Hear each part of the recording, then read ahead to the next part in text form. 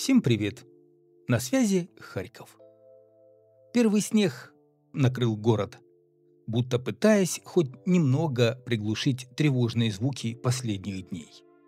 Но за этим спокойствием суровая реальность. Электроснабжение в Харькове восстановлено. Частично его нарушил ночной российский обстрел примерно в полночь 19 ноября. Около полуночи Харьков буквально содрогался от взрывов. 19 беспилотников атаковали сразу два района города – Слободской и Основянский. Один из БПЛА не сдетонировал, и это, учитывая плотность застройки, настоящее чудо. Ночью появилась информация о попадании в жилую многоэтажку. К счастью, она не подтвердилась, но попадание было рядом. Один из шахедов упал прямо у подъезда девятиэтажки в Основянском районе. Вспыхнули 10 автомобилей, а спасатели в плотном дыму вывели из подъезда 51 человека, среди них 3 детей. В Слободском районе масштабы разрушений еще тяжелее. Это был основной ударный кластер. Пострадали жилые кварталы, сельскохозяйственное предприятие, супермаркет «Сельпо», магазины, гаражный кооператив и лицей. Школьное здание, где работает пункт несокрушимости и раздают бесплатные горячие обеды, полностью без окон.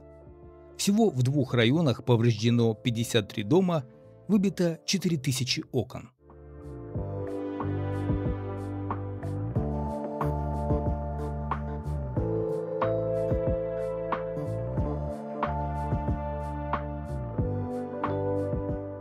Вот так сегодня выглядит супермаркет «Сельпо» на Одесской после атаки БПЛА.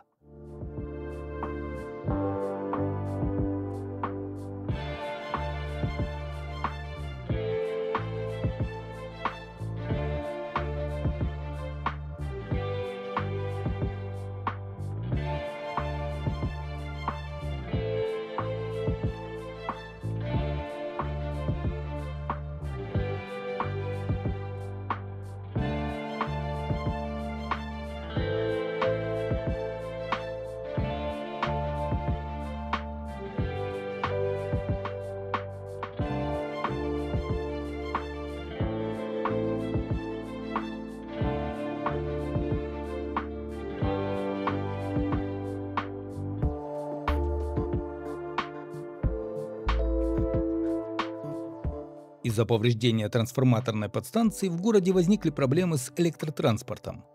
Маршруты троллейбусов и трамваев пришлось менять, часть заменять автобусами. Несколько троллейбусов разбиты прямыми ударами. Без света остались 40 тысяч абонентов. По данным прокуратуры, ночной удар был нанесен геранями. За медицинской помощью обратились 46 человек, среди них 2 девочки 9 и 13 лет, которые пережили сильный стресс. 6 доставили в больницы. На утро в больницах оставались 5 в состоянии средней тяжести. К счастью, погибших нет. И это, пожалуй, самое важное в такой ночи. И пока город приходит в себя после ночи обстрелов, здесь продолжается важная внутренняя работа. Работа над тем, каким Харьков будет дальше. В Новобаварском районе депутаты городского совета переименовали бывшую улицу Грайворонскую. Теперь она носит имя Миська Барбары, человека, который действительно оставил след в культурной истории города. Решение приняли 19 ноября на внеочередной сессии. Миська Барбара – один из основателей украинского рока, фронтмен группы «Мертвый пивень». Человек, который вместе с командой создавал Харьковский театр «Арабески». Он прожил здесь больше 20 лет, работал, вдохновлял, менял город. Харьков стал его домом. И здесь же он нашел свой последний приют. Музыканта не стало 11 октября 2021 года. Но его творчество и энергия продолжают жить, и теперь об этом будет напоминать еще и улица, названная и в его честь.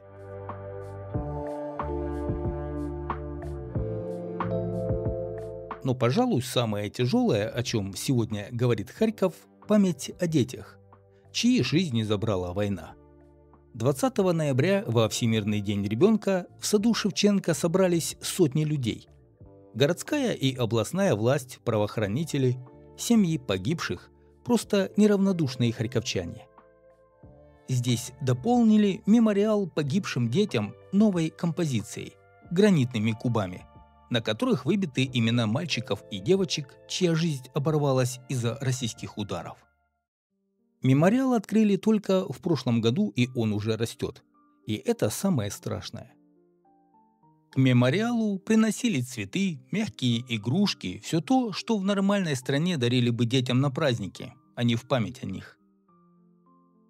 Сегодня вспоминали и Карину Бахур, 17-летнюю чемпионку Украины и Европы по кикбоксингу. Она погибла в ночь на 18 ноября во время ракетного удара по Берестину. Карина готовилась ехать на Кубок мира, готовилась отмечать совершеннолетие 5 декабря. Но ее жизнь оборвалась так же, как жизни десятки других детей Харьковщины. По данным областной военной администрации, с начала полномасштабного вторжения в области погибло 106 детей. Самому младшему из них было всего 2 месяца. И не только Харьков сегодня сталкивается с вызовами. В Лозовой, на юге Харьковской области, начался неконтролируемый забор воды. Люди, испугавшись последствий атак по критической инфраструктуре, массово начали запасаться водой, и система просто не выдержала нагрузки. Мэр Лозовой Сергей Зеленский обратился к жителям через Telegram и подчеркнул: «Паника – худший советчик во время войны».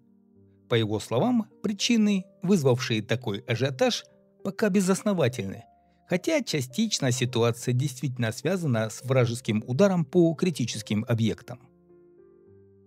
Чтобы стабилизировать систему, власти были вынуждены временно прекратить водоснабжение до момента, пока разбор воды не нормализуется и давление в сети не восстановится.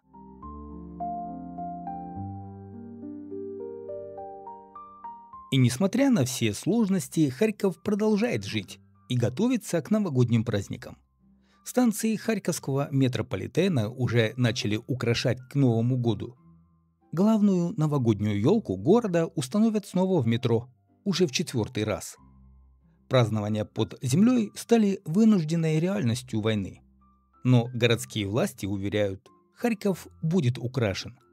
И станции метро, и центральные улицы все подготовят так, чтобы люди хоть немного почувствовали атмосферу праздника, потому что харьковчане ждут этих эмоций, и они их заслужили. Украшение метро в Харькове уже стало особой традицией, которая родилась именно в условиях войны. Это способ сохранить тепло, подарить людям ощущение праздника, даже когда он проходит под землей. Рабочие Центрального парка и сотрудники метрополитена трудятся ночами, чтобы украсить станции, используют тот самый декор, который до войны украшал городские аллеи. Всего в этом году планируют оформить 5 станций зимним декором. Эти фонарики, украшения, зимние инсталляции – настоящий подарок городу. Они создают атмосферу маленькой новогодней сказки для всех харьковчан. В такие моменты Харьков показывает, что способен не только держаться, но и дарить тепло. Мы поддерживаем друг друга. Мы создаем настроение. Мы показываем, что свет, вера и человеческое тепло всегда побеждают тьму и зло.